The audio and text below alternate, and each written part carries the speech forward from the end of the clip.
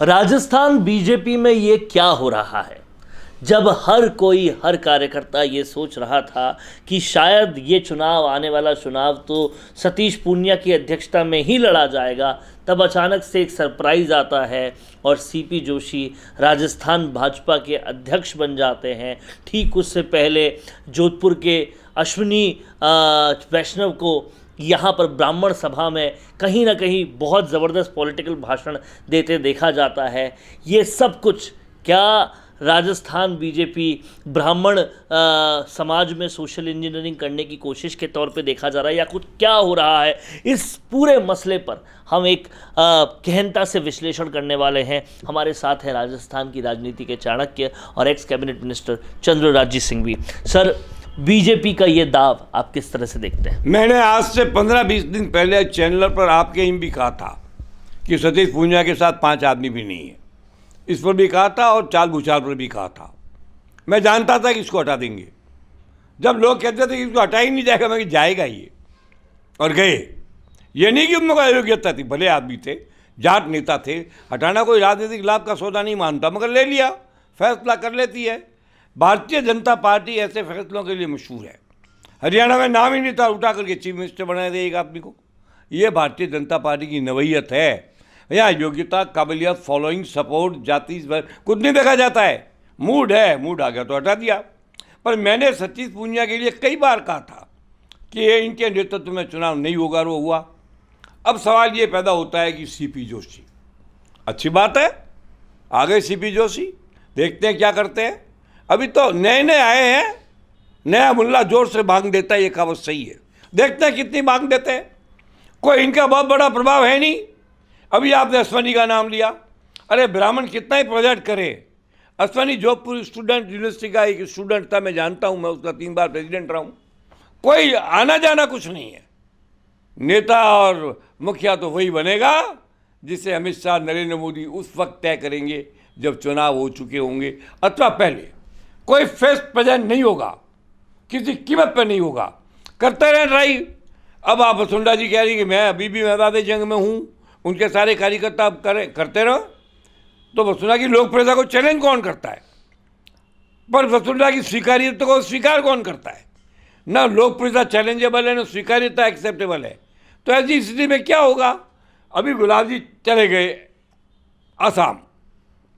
कल मेरी उनसे फ़ोन पे बात हुई है, कोई एक कार्यक्रम के संबंध में मैंने उनसे बात की थी। मैंने तो उनको बधाई दी भी नहीं थी, क्योंकि मैं बिल्कुल खुश नहीं हूँ कि गुलाब जी मुख्यमंत्री की दौर से निकल के बाहर चले गए। ये उम्र का फैक्टर तो मजाक है। उम्र का फैक्टर तो ख़त्म हो चुका है। आप देख लेना, उम्र का कोई तकाजा नहीं रहेगा। अरे मैं तो हरदेव जोशी को याद करता हूँ। जब वो आसाम जाने लगे तो आर के धवन ने मुझे फ़ोन किया। मैं हरदेव जी को लेकर के गया हूँ साउथ ब्लॉक के अंदर, और वहाँ उन्होंने बूटा सिंह से ब्रीफिंग का मना किया, तो MK नारायण IB के चीफ से ब्रीफिंग करवाई गई। और उसी वक्त हमको इशारा हो गया था कि जाते हैं तो जाते, यहाँ पर जाने वाले आएंगे।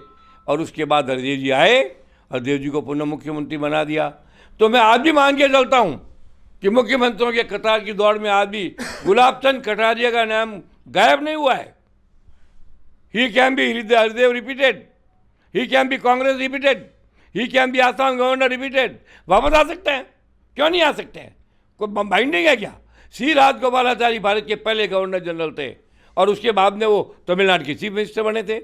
तो ये कोई पद की कोई गारंटी नहीं आ सकते हैं। मैं गुलाब जी को आज ही मैदान में मानता हूँ। अब रहा सवाल और कौन, तो पुराने और मजबूत लोगों में तो ओम माथुर के अलावा कोई बचता नहीं है। उसको अनुभव है, उसके संबंध है, राजस्थान घाट बीजेपी का कार्यकर्ता जानता है। और ओम माथुर के नाम लेते ही इनके सबके नाकों में सल आ जाते हैं। तो आए, मेरी नज़र में ओम माथुर भी एक प्रभावशाली मुख्यमंत्री पद का चेहरा है। और ये शेखावत को तो अशोक गहलोत तो शेखावत की लड़ाई में शेखावत को तो उन्होंने निर्वस्त्र कर दिया है, इतने आरोप लगा दिए हैं। और कौन आदमी हो सकता, मुझे नज़र में आता नहीं है। दिया कुमारी अगर सक्रिय होती और उसकी भावना होती, उसकी उत्कट इच्छा होती और मैदान जंग में जम जाती, तो शायद एक फेस की जगह दूसरा रानी का फेस आ जाता। उसकी भी संभावना इसलिए कम है कि वो खुद ही इंटरेस्टेड नहीं है। तो 2 ही आदमी बस मेरे हिसाब से तो ओम माथुर के चांस बढ़ेंगे। या फिर गुलाब चंद कटारिया को वापस बुला करके मुख्यमंत्री बनाया जाएगा। मैं गुलाब जी को out of sight, out of mind, out of race, out of list, out of considered people नहीं मानता हूँ। लोग कहते हैं आपका तो सोच उल्टा सीधा होता है तो होता है, मत मानिए ना आप। मैं भाई नहीं करता आपको मानने के लिए, मैं मानता हूँ। इसलिए ऐसा कुछ नहीं। अभी राजस्थान भाजपा में बहुत कलह होने वाले हैं। अभी तो प्रदेश अध्यक्ष गया है, अभी तो यहाँ का प्रभारी भी जाएगा, यहाँ का वो संगठन सचिव है जिस पर बहुत बड़े बड़े आरोप लगे हैं वो भी जाएगा। निम्बा राम जी तो बिल्कुल कोर्ट ने पवित्र आत्मा की तरह उनको स्पष्ट कर दिया कि नहीं, he is a clean chit man. तो निम्बा राम जी तो, हाँ, निम्बा राम जी की राय की बहुत बड़ी वैल्यू होगी, ये मैं आपसे कह रहा हूँ। इस सारी परिस्थितियों के अंदर सीपी जोशी जी आपको सबको साथ लेकर चलना पड़ेगा, पता लगाना पड़ेगा किसका क्या प्रभाव है। केवल जातिवाद पर जाओगे तो एक घनश्याम तिवारी बन के रह जाओगे, इसके अलावा कुछ हाथ नहीं आएगा। हाँ, सबको साथ लेके चलोगे। ब्राह्मण देवता है, हम ब्राह्मण को सम्मानीय मानते हैं, ब्राह्मण को पूजनीय कहते हैं, ब्राह्मण को सम्मानीय और पूजनीय के अलावा योग्य भी मानते हैं। और आप योग्य हो भी, मत करके दिखाओ। 10 साल तक आप लोकसभा के मेंबर है कि कुछ कर नहीं पाए, पार्लियामेंट में आपकी कोई प्रेजेंस शो नहीं हुई, 1-2 भाषणों भी आपने नाम किया नहीं। आ गए, बन गए, बना दिया तो बन गए, इतना मौकी तेरा क्या है। इसलिए मैं कहता हूँ फिर भी सीपी जोशी जी आपको हर तरह का सहयोग मिलेगा, पूरा मिलेगा। जाट समाज इतना महान समाज है कि सतीश पूनिया के हटने के बाद भी वो आपको रिजेक्ट नहीं करेगा। ये उस जाट समाज की मानता मात्र है। दूसरा कोई समाज होता तो प्रतिक्रिया करता, सड़कों पर आ जाते लोग, पर जाट नहीं आया। जाटों को साथ लेके चलना, उनको गले लगाना, उनको महत्व देना, उनको प्राथमिकता देना, ये आपका कर्तव्य है। करोगे तो बचोगे, नहीं करोगे तो फंसोगे। That's very clear. क्या इसके बाद ऐसी कोई संभावना आपको नज़र आती है कि सतीश पूनिया को या तो इलेक्शन कमेटी में लेकर या फिर उनको अपोजिशन लीडर बनाकर विधानसभा में किसी तरीके से उनको वापस मैनेज किया जाएगा? क्योंकि देखा यह गया है कि जाट महाकुंभ ने एक ट्वीट भी किया कि ये गलत है कि आपने सतीश पूनिया को भी हटा दिया और वसुंधरा राजे की आप अनदेखी पहले से ही कर रहे हैं। और कहीं ना कहीं सतीश पूनिया ने अपोजिशन लीडर होते हुए इतने प्रोटेस्ट या इतनी जनसभाएं नहीं की कि जितनी उतरते ही वो नागौर, दूदू, भरतपुर सबका दौरा करते हैं। करना उसका काम है, पार्टी का काम करना। पार्टी ने 3 साल अध्यक्ष बना के रखा है। आपकी योग्यता मेरिट देख के बनाया था, ये जाट देख के बनाया था। तो जाटों में घूमना, काम करना party, it is your moral duty. Poonia must fulfil this duty. Poonia को कोई पूनिया के विरोध में वर्ड किसी ने नहीं कहा है। अरे हम इतने कट्टर आलोचक हैं लोगों के, पर हमने कभी पूनिया जी की प्रसन्नता में कमी नहीं छोड़ी। तो आज भी उसके मित्र छोटा भाई मानते हैं।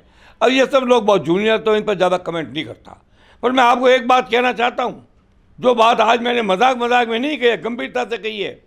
आज भी गुलाब चंद कटारिया मुख्यमंत्री की दौड़ में पहले नंबर पर है। ओम माथुर को मैं दूसरे नंबर पर मानता हूँ। अगर गुलाब जी नहीं आते हैं और एज का फैक्टर आ जाता है तो फिर पहले नंबर पर ओम माथुर रहेगा, क्योंकि ओम माथुर को गुण है, योग्यता है, अनुभव है। कोटा में रहे, वहाँ गुजरात में रहे हुए हैं, मोदी जी के निकटस्थ रहे हैं। उनकी थोड़ी बहुत नाराज़गी अमित शाह को है, क्योंकि जब प्रेसिडेंट का मामला चला था तो दोनों के नाम चले थे। उस वक्त अगर ओम जी खड़े होकर कहते नहीं अमित शाह का नाम आ गया है, अब मैं अपना नाम विड्रॉ करना चाहता ही नहीं, विचार में आए, तो शायद आज वो अमित शाह के नंबर 1 होते। एनीवे, हमें तो कोई फ़र्क पड़ता नहीं है। हम तो पूरी भाजपा से अकेले टक्कर लेने की औकात रखते हैं। आज की तारीख में मेरे 35 जीतने लायक उम्मीदवार है। मैं आपको वादा करता हूँ, चुनाव आते आते मेरे इन जीतने वाले उम्मीदवारों की संख्या 60-70 के आसपास होगी। हम अलग से लड़ेंगे, हम कोई पार्टी में जाने वाले नहीं है।